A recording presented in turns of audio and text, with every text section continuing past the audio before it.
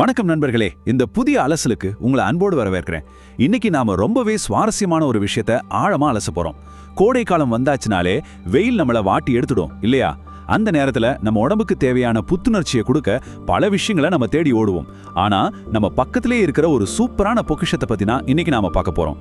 அதுதான் சப்போட்டா. கோடையில சப்போட்டா பழம் சாப்பிட்டா இவ்ளோ நன்மைகளா அப்படின்னு நீங்க ஆச்சரியப்படுற அளவுக்கு இந்த பழத்துல நிறைய ஊட்டச்சத்து ரகசியங்கள் ஒளிஞ்சிருக்கு. இந்த தரவுகளின் அடிப்படையில சப்போட்டா எப்படி கோடை காலத்துல நம்ம உடம்ப காக்குற ஒரு சூப்பர் ஹீரோவா மாறுதுன்னு விரிவாக பார்க்கலாம் வாங்க. இப்போ உங்க எல்லாருக்கும் ஒரு கேள்வி இருக்கலாம்.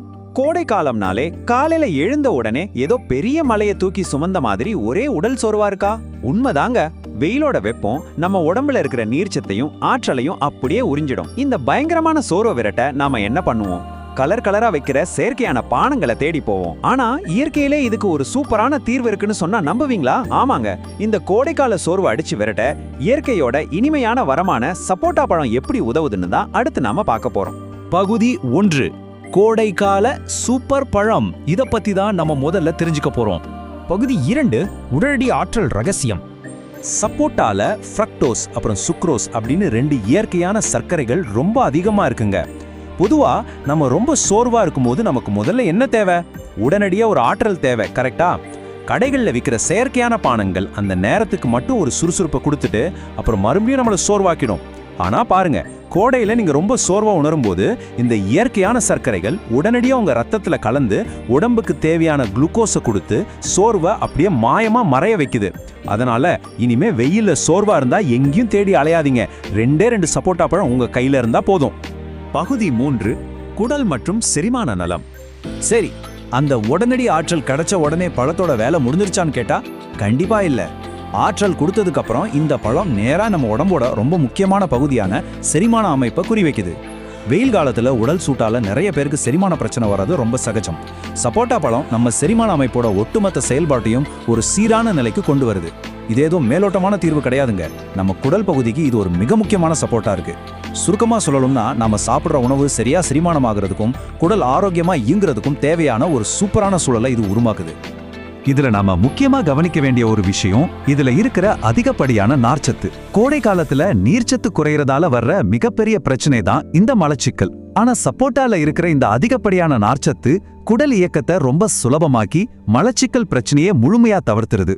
இயற்கை நமக்கு கொடுத்த ஒரு மிகச்சிறந்த மலமிளக்கியாவே இது செயல்படுது. பாத்தீங்களா, ஒரு சின்ன பழம் எவ்வளோ பெரிய செரிமான பிரச்சனையை ரொம்ப சிம்பிளா தீர்க்குதுன்னு.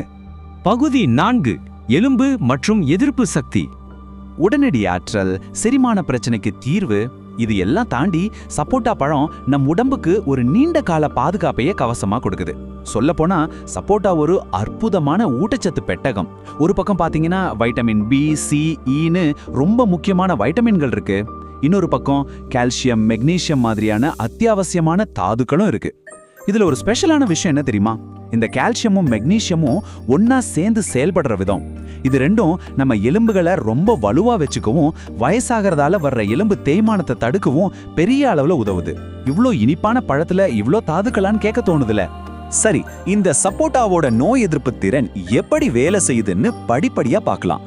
முதல் படி, நாம சப்போட்டாவை சாப்பிடும்போது அதுல நிறைஞ்சிருக்கிற வைட்டமின் சி மற்றும் ஆன்டி ஆக்சிடென்ட்கள் நம்ம உடம்புக்குள்ள அதிக அளவுல போகுது. இரண்டாவது படி, இந்த ஆன்டி ஆக்சிடென்ட்கள் நம்ம செல்களுக்குள்ள போய் வெளியில இருந்து வர்ற கிருமிகள், அச்சுறுத்தல்களை எதிர்த்து போராடி அதை செயலிழக்க செய்யுது. இதோட இறுதி விளைவு என்ன?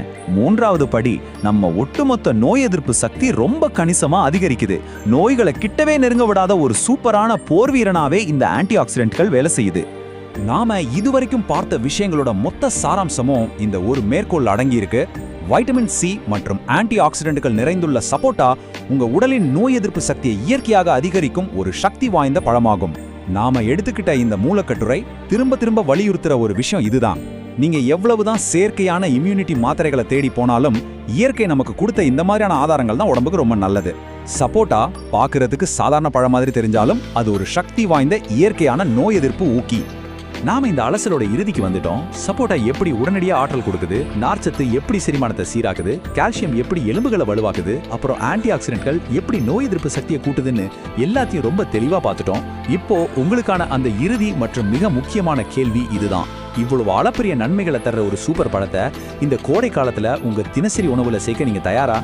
உங்க ஆரோக்கியத்தை மேம்படுத்துற இந்த சின்ன மாற்றத்தை இன்னைக்கே தொடங்குங்க.